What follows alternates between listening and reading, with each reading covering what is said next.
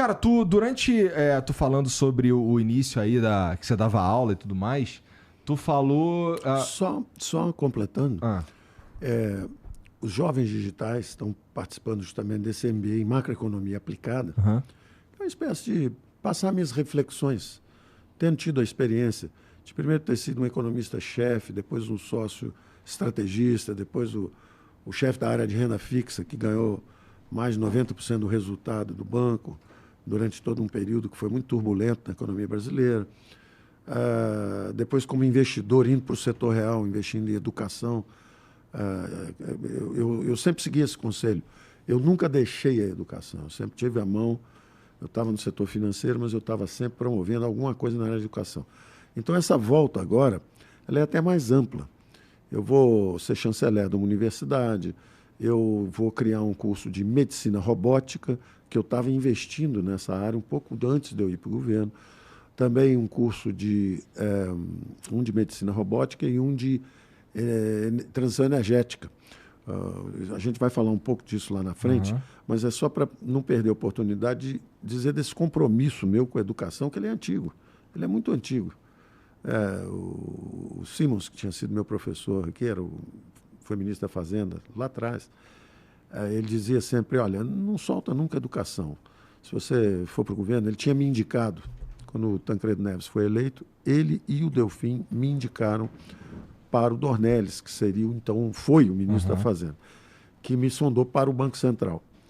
E eu fui conversar com o Simons e tudo, e ele tinha poucos meses antes, ele tinha me dito, não faça como a nossa geração, nós íamos muito jovens para o governo, fazemos experiências com o país, e depois a gente fica conhecido, vai ganhar dinheiro, etc. Faça o contrário. Faça como os americanos.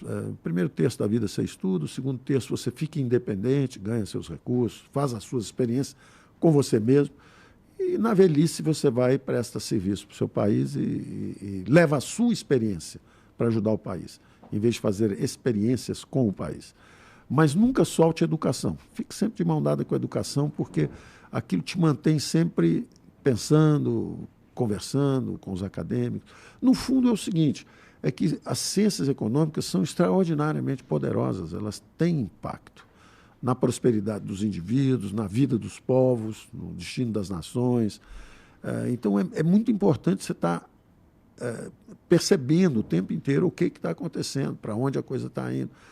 Então, só para dizer que essa foi um convite que foi uma imensa alegria para mim, jovens digitais. É claro que os acadêmicos que me conhecem da época de academia, poxa, você agora vai ser professor de curso de... Sim. O objetivo é justamente esse, é compartilhar conhecimento, difundir o máximo possível, da forma mais acessível possível, para todo mundo entender. E isso era uma coisa que o filósofo da ciência, o Karl Popper, dizia: a primeira responsabilidade do intelectual é dominar o seu campo. Estuda tudo, lê tudo, vê todos os ângulos. Vai ser sempre muito difícil se atualizar, mas tente. Depois, tente os campos correlatos, para você exatamente aprender com coisas, por exemplo, um economista tem que conhecer a história. Ele precisa conhecer a história, ele precisa conhecer um pouco de sociologia, ciência política, ter cuidado para não se perder, porque tem muita coisa ruim escrita em campos menos... A ciência não é exata, as ciências não são exatas, a gente chama ciências exatas, por exemplo, física, mas quando você vai para a física quântica, que é a coisa do microcosmos, princípio de incerteza de Heisenberg, não tem certeza nenhuma ali, você não sabe nem por onde passou o elétron, entendeu?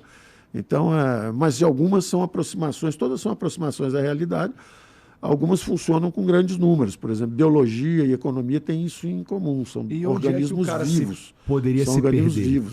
O cara se perde quando ele justamente, por exemplo, vai para a ideologia. Tá. Esse é um caminho da perdição. Vou dar um exemplo específico. Karl Marx, como economista, é um pós-ricardiano menor. É pequenininho. É um excelente, digamos assim, talvez o mais influente pensador político que a história já registrou. Verdade. Certamente um um historiador e sociólogo com alguma sensibilidade poética para o momento que ele estava vivendo, ele vendo, na verdade, um mundo de miseráveis, né, que saíam do campo e iam para um início de urbanização na Inglaterra.